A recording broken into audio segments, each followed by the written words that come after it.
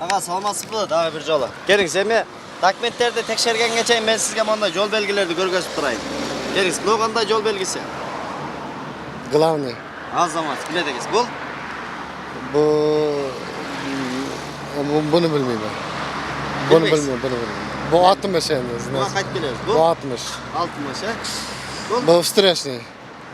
Ne bir streç? Da ma встречный bar degani, двухсторонний yo'l degani, mana bunu bilmiyorum. Streçni жүрse bolot degen yol belgi var. Ya mana Qancha yıllık stajınız var aydoçuluk boyunca? 15 yıl. 15 yıldan beri maşina aydayız. Qanday maşina aydadınız? Çoğun KAMAZ aydadınız mı aydagan joqsuzmu? Yo'q. Bunu qanday yol belgisi dediniz? Mada KAMAZ запрещен deganimi ma? Avgotni aşıgan bolboyt. Bolboyt degan. Aşıp ötügü bolboyt degen yol belgisi. Bunisi-chi? Bunisi встречный bar degani.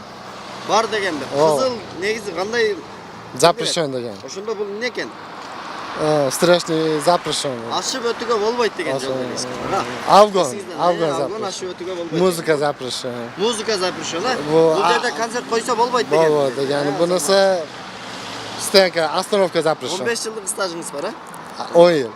Остановка запрещен, ondan soramıysan biladiganimi. Abi остановка çok bergenden ötüp kettin de buğa. Ben başından aytdım. Вот тогда остановка запрещен. Biledik emine. Gelin